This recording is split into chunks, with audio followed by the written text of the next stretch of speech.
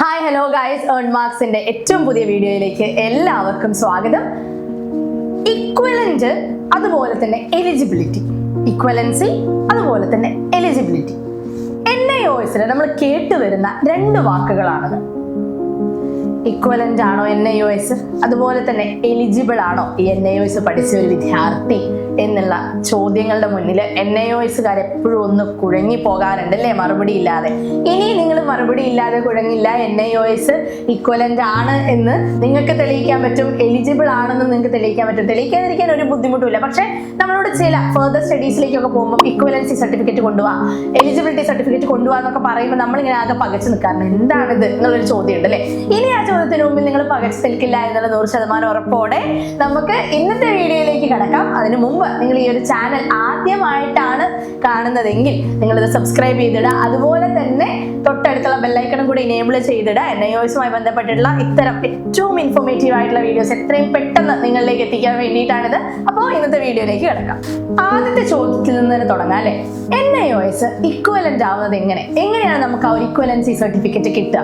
നമുക്കറിയാം NIOS എന്ന് പറയുന്നത് കേന്ദ്ര സർക്കാരും അതുപോലെ തന്നെ മിനിസ്ട്രി ഓഫ് എഡ്യൂക്കേഷനും ഒരുമിച്ച് ചേർന്ന് ഫോം ചെയ്തിട്ടുള്ള ഒരു പരിപാടിയാണ്, സംരംഭമാണ് NIOS എന്ന് പറയുന്നത്. 10ാം ക്ലാസ് +2 പഠനം 6 മാസം കൊണ്ട് പൂർത്തിയാക്കാനുള്ള ഒരു ഓപ്ഷനാണ്. സാധാരണക്കാരിലേക്ക് എത്തിക്കാൻ, വിദ്യാഭ്യാസം എല്ലാവരിലേക്കും എത്തിക്കാനുള്ള ഒരു പദ്ധതിയാണ് NIOS എന്ന് പറയുന്നത്.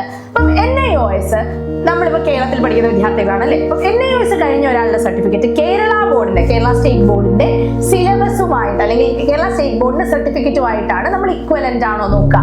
ഈക്വൽ ആണോ, ഇക്വലൻസി എന്ന് പറഞ്ഞാൽ എന്താണ്, രണ്ടും തുല്യമാണോ, തുല്യത ഉണ്ടോ എന്നാണ് ചോദ്യം. അപ്പം ഉണ്ടെന്ന് തന്നെയാണ് അതിന്റെ മറുപടി. അതായത് 10ാം ക്ലാസ്സിലെ നമുക്കറിയാം NIOSൽ 6 സബ്ജക്റ്റുകളാണ് നമ്മൾ പഠിക്കേണ്ടത്. അതേസമയം നമ്മൾ സാധാരണ സ്റ്റേറ്റ് ബോർഡിൽ റെഗുലർ ആയിട്ട് പഠിക്കുന്ന കുട്ടി 10 സബ്ജക്റ്റുകൾ പഠിക്കേണ്ടതുണ്ട് അല്ലെ. അപ്പൊ നമുക്കൊരു സംശയം ഉണ്ടാവും, അയ്യോ 10ാം ക്ലാസ്സിൽ സാധാരണയായിട്ട് റെഗുലർ ആയിട്ട് പഠിച്ചു പോകുന്ന കുട്ടികൾക്ക് 10 സബ്ജക്ട് ഉണ്ട്, ഇതിൽ NIOSൽ പഠിക്കുന്ന എനിക്ക് 6 സബ്ജക്റ്റ് ആണുള്ളത്. അപ്പൊ ഇത് ഈക്വൽ ആകുന്ന എങ്ങനെയെന്നുള്ള ചോദ്യം. ഒരു തരത്തിലുള്ള ഭയവും വേണ്ട, ഇത് ഈക്വലന്റ് ആണ്. അതിന് പക്ഷെ ഒരു സർട്ടൻ ക്രൈറ്റീരിയ മീറ്റ് ചെയ്യാനുണ്ട്. പൊതുവെ ഏൺ മാർക്സിലൊക്കെ വരുന്ന വിദ്യാർത്ഥികൾക്ക് ഇത്തരം ഒരു കൺസേണിന്റെ കാര്യമേ ഇല്ല. ഈക്വലന്റ് ആയിട്ടുള്ള സബ്ജക്റ്റുകൾ മാത്രമാണ് ഏൺ മാർക്സ് നിങ്ങൾക്ക് വേണ്ടി തിരഞ്ഞെടുത്ത് തരുന്നത്. നിങ്ങളുടെ ഭാവിയിലേക്ക് ഒരു തരത്തിലുള്ള പ്രശ്നം ഉണ്ടാവില്ല. നിങ്ങൾക്ക് എല്ലായിടത്തും അഡ്മിഷൻ എടുക്കാൻ എലിജിബിൾ ആയിരിക്കും, എല്ലായിടത്തേക്കും അതുപോലെ തന്നെ മറ്റുള്ളവരെ കമ്പയർ ചെയ്യുമ്പോൾ ഇക്വലന്റും ആയിരിക്കും. ഏൺ മാർക്സിന്റെ ഷോറിറ്റി ആണത്. അപ്പൊ പറഞ്ഞു വന്ന കാര്യത്തിന്റെ ബാക്കി പറയാം. അവിടെ 10 സബ്ജക്ട് പഠിക്കുന്നു, ഇവിടെ 6 സബ്ജക്ട് പഠിക്കുന്നു. അപ്പം ഇത് ഈക്വലന്റ് ആണെന്നുള്ളൊരു ചോദ്യം ഉണ്ട് അല്ലെ. ഇവിടെയാണ് 60% NIOSന്റെ ഒരു റൂൾസ് ആൻഡ് റെഗുലേഷൻസിൽ പറയുന്നുണ്ട്. 60% കേരള സ്റ്റേറ്റ് ബോർഡിന്റെ സിലബസിന്റെ അല്ലെങ്കിൽ അതിൽ നിന്ന് പഠിക്കുന്നതിന്റെ 60% NIOSൽ പഠിച്ചിട്ടുണ്ട് എങ്കിൽ നിങ്ങൾ ഇക്വലന്റ് ആണ്. നിങ്ങളുടെ സർട്ടിഫിക്കറ്റ്, NIOSന്റെ സർട്ടിഫിക്കറ്റും അതുപോലെ തന്നെ എന്തിന്റെ സർട്ടിഫിക്കറ്റും, കേരള ബോർഡിന്റെ സർട്ടിഫിക്കറ്റും ഇക്വലന്റ് ആവും. മറ്റൊരു എക്സാമ്പിളിലൂടെ പറഞ്ഞുതരാം. ഇപ്പൊ +2 പഠനം നമ്മളിപ്പം സാധാരണ സ്റ്റേറ്റ് സിലബസിൽ 6 സബ്ജക്റ്റുകളാണ് പഠിക്കുക. NIOSലും 5 മുതൽ 6 സബ്ജക്ട് വരെയാണ് പഠിക്കുക. ഇവിടെ 6 സബ്ജക്ട് പഠിക്കുന്നതിൽ 60% നിങ്ങൾ NIOSൽ കേരള സ്റ്റേറ്റ് സിലബസിലെ കുട്ടികൾ പഠിക്കുന്നതിന്റെ 60% നിങ്ങൾ NIOSൽ പഠിച്ചിട്ടുണ്ട് എങ്കിൽ നിങ്ങളുടെ സർട്ടിഫിക്കറ്റ് ഇക്വലന്റ് ആണ്, ഇക്വലൻസി ഉണ്ട്, തുല്യമാണ് എന്നാണ് ഇതിന്റെ ഒരു നിയമം വരുന്നത്. അപ്പം അത്തരത്തിൽ ഒരു തരത്തിലുള്ള ബുദ്ധിമുട്ടും ഏൺ മാർക്സിലെ സ്റ്റുഡൻസിന് ഉണ്ടാവില്ല. ഇനി എന്തെങ്കിലും നിങ്ങൾക്ക് ഡൗട്ടുകളും കാര്യങ്ങളും ഉണ്ടെങ്കിൽ നിങ്ങൾക്ക് കമന്റ് ബോക്സിൽ ചോദിക്കാവുന്നതുമാണ്. ആൻഡ് ഇവിടെ ഒരു പ്രത്യേകത എന്ന് വെച്ചാൽ നമ്മൾ സ്വന്തമായിട്ട് രജിസ്റ്റർ ചെയ്യുമ്പോൾ നമുക്ക് തോന്നിയ സബ്ജക്റ്റുകൾ എടുത്ത് കൊള്ളാം, ഈ സബ്ജക്റ്റ് കൊള്ളാം, അല്ലെങ്കിൽ ഇന്ന സബ്ജക്റ്റ് കൊള്ളാം എന്ന് പറഞ്ഞ് വേണ്ടാത്ത സബ്ജക്റ്റുകൾ ഒരുപാട് എടുത്ത് പഠിച്ചു കഴിഞ്ഞാൽ ഇവിടെ ഈ കേരള ബോർഡുമായിട്ടുള്ള ഈക്വലൻസിയുടെ പ്രശ്നം വരും. അതായത് കേരള ബോർഡിലെ കുട്ടികൾ, ഹ്യൂമാനിറ്റീസിലെ കുട്ടികൾ പഠിക്കുന്ന സർട്ടൻ സബ്ജക്റ്റുകളുണ്ട്. അപ്പൊ ആ ഹ്യൂമാനിറ്റീസ് പഠിക്കുന്ന കുട്ടികളുടെ സബ്ജക്റ്റിൽ നിന്ന് ഒരുപാട് മാറിയിട്ടാണ് നിങ്ങളുടെ NIOSൽ നിങ്ങൾ സബ്ജക്ട് സെലക്ട് ചെയ്യുന്നതെങ്കിൽ നിങ്ങൾക്ക് ഇക്വലൻസി കിട്ടാനുള്ള പോസിബിലിറ്റി ഇല്ല. അവിടെ ഏൺ മാർക്സ് ഒരിക്കൽ കൂടി പറയാണ്, നിങ്ങൾ ഒരു തരത്തിലും പിന്നോട്ടാക്കാനുള്ള ഒരു പരിപാടിയും നമ്മളിവിടെ ചെയ്യുന്നില്ല. നിങ്ങളെ മുന്നോട്ട് കൊണ്ടുപോകാൻ, ഇക്വലന്റ് ആക്കാൻ, തുല്യമാക്കാൻ, കേരള ബോർഡിൽ അതുമായിട്ട് തുല്യമാക്കാനുള്ള എല്ലാ കാര്യങ്ങളും നമ്മളിവിടെ ചെയ്തു തരുന്നുണ്ടാവും. ഈ ഇക്വലൻസി സർട്ടിഫിക്കറ്റ് എവിടെ നിന്ന് കിട്ടും? നമ്മുടെ NIOSന്റെ റിസൾട്ടും സർട്ടിഫിക്കറ്റും, നമുക്ക് റിസൾട്ട് വന്ന് സർട്ടിഫിക്കറ്റും കിട്ടിയതിന് ശേഷം നമുക്ക് ഈ ഒരു ഇക്വലൻസി സർട്ടിഫിക്കറ്റിന് വേണ്ടി അപ്ലൈ ചെയ്യാം. നമ്മൾ സാധാരണ ഫർദർ സ്റ്റഡീസിന് പോകുമ്പോൾ അതിപ്പോൾ എവിടെയാണെങ്കിലും, രാജസ്ഥാനിൽ പഠിച്ചൊരു കുട്ടി കേരള കേരളത്തിൽ അല്ലെങ്കിൽ തമിഴ്നാട്ടിൽ പഠിച്ചൊരു കുട്ടി കേരളത്തിൽ PG ചെയ്യാൻ റെഗുലർ ആയിട്ട് PG ചെയ്യാൻ വന്നു എന്ന് വിചാരിക്കാം. അപ്പൊ ഈ വരുന്ന കുട്ടിയോട് നമ്മൾ യൂണിവേഴ്സിറ്റി ചോദിക്കുന്ന ചോദ്യം ഇതാണ്, നിങ്ങളുടെ ഇക്വലൻസി സർട്ടിഫിക്കറ്റ് കൊണ്ടുവരൂ. നമുക്ക് NIOSകാർക്ക് ഇക്വലൻസി സർട്ടിഫിക്കറ്റ് എവിടെ നിന്ന് കിട്ടും?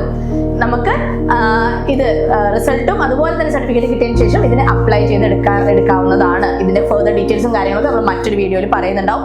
ഇനി രാജസ്ഥാനിലെ എക്സാമ്പിൾ പറഞ്ഞാൽ തമിഴ്നാടിന്റെ എക്സാമ്പിൾ പറഞ്ഞാൽ അവർ NIOS പഠിച്ചിട്ട് വരുന്നതാവണമെന്നില്ല, അവർ മറ്റൊരു സ്റ്റേറ്റ് ബോർഡിന്റെ കീഴിലുള്ളവരാണ്. അതും നമ്മുടെ കേരളത്തിൽ പഠിച്ച കുട്ടികളും തുല്യരാണ് എന്ന് മനസ്സിലാക്കിയാൽ മാത്രമാണ് കേരളത്തിൽ ഫർദർ സ്റ്റഡീസിന് അനുമതി ഉണ്ടാവുക എന്നുള്ളതാണ്. NIOS ഈക്വലന്റ് ആണ് എന്നുള്ളതിന് തർക്കമൊന്നുമില്ലല്ലോ അല്ലെ? NIOS ഈക്വലന്റ് ആണ്. NIOS കേരള സ്റ്റേറ്റ് ബോർഡുമായിട്ട് തുല്യമാണ്. 100% അഷുറൻസ് തരാണ്, ഞാൻ തരാണ്. ഇനി രണ്ടാമത്തെ ചോദ്യമാണ്, എലിജിബിൾ ആണോ? എലിജിബിലിറ്റി സർട്ടിഫിക്കറ്റ് എവിടെ നിന്ന് കിട്ടും എന്നുള്ള ചോദ്യം. അക്കാര്യത്തിലും നിങ്ങൾക്ക് ടെൻഷനോ കാര്യങ്ങളോ ഒന്നും വേണ്ട. നിങ്ങൾ ഫർദർ സ്റ്റഡീസ് പോവുകയാണെങ്കിൽ, ഇപ്പം നിങ്ങൾ +2 NIOS +2 പഠനം പൂർത്തിയാക്കിയിട്ടുണ്ടെങ്കിൽ നിങ്ങൾ ഫർദർ ആയിട്ട് ഡിസ്റ്റന്റ് ആയിട്ട് UG എടുക്കുകയാണ് എന്നുണ്ടെങ്കിൽ നിങ്ങൾക്ക് എലിജിബിലിറ്റി സർട്ടിഫിക്കറ്റിന്റെ ആവശ്യം വരുന്നില്ല എന്നുള്ളതാണ്. ഇനി അല്ല, നിങ്ങൾ റെഗുലർ ആയിട്ട് ഒരു ഡിഗ്രിക്കാണ് പോകുന്നതെങ്കിൽ നിങ്ങൾക്ക് ഈ ഒരു എലിജിബിലിറ്റി സർട്ടിഫിക്കറ്റിന്റെ ആവശ്യം വരും. ഈ ഒരു എലിജിബിലിറ്റി സർട്ടിഫിക്കറ്റ് നിങ്ങൾക്ക് ഫ്യൂച്ചർ ആവശ്യങ്ങൾക്കാണ് ഇത് കൂടുതലായിട്ട് വരുന്നുണ്ടാവുക.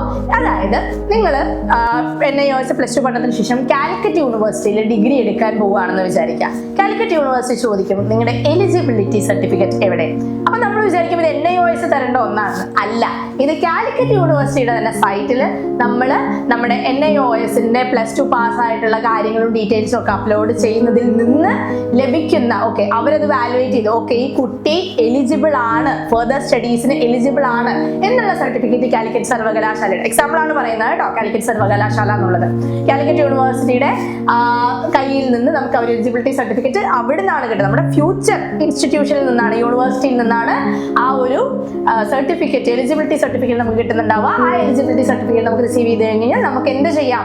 ഡിഗ്രിയുടെ അഡ്മിഷൻ എടുക്കാവുന്നതാണ്. എലിജിബിൾ ആണോ എന്ന് ചെക്ക് ചെയ്യുന്ന ചെറിയൊരു പ്രോസസ്സ് മാത്രമാണ് ഈ ഒരു എലിജിബിലിറ്റി സർട്ടിഫിക്കറ്റ് എന്നുള്ളത്. അപ്പം ഇതിനും എല്ലാ തരത്തിലുള്ള ഹെൽപ്പിനും ഏൺ മാർക്സ് ഉണ്ടാവും. അപ്പം എപ്പോഴും പറയുന്നത് പോലെ തന്നെ നിങ്ങളുടെ എല്ലാ ഹെൽപ്പിനും നിങ്ങളെ കൂടെ നടന്ന് അതിന്റെ ആ ഒരു ഫലപ്രാപ്തിയിൽ എത്തുന്നത് വരെ ഏൺ മാർക്സ് നിങ്ങളോടൊപ്പം ഉണ്ടാവുന്ന ഒരിക്കൽ കൂടി ഓർമ്മിപ്പിക്കുകയാണ്. എന്ത് ഡൗട്ടും കാര്യങ്ങളും ഉണ്ടെങ്കിൽ കമന്റ് ബോക്സിൽ നിങ്ങൾക്ക് ചോദിക്കാം. ഡിസ്ക്രിപ്ഷൻ ബോക്സിൽ നമ്മുടെ അക്കാദമിക് കൗൺസിലേഴ്സിന്റെ നമ്പേഴ്സ്, വാട്സാപ്പിന്റെ ഗ്രൂപ്പ് ലിങ്ക് ഒക്കെ ഡ്രോപ്പ് ചെയ്തിട്ടുണ്ട്. ജോയിൻ ചെയ്തിടുക. ഡൗട്ടുകൾ ഉണ്ടെങ്കിൽ ചോദിക്കുക. So see you guys on the next video.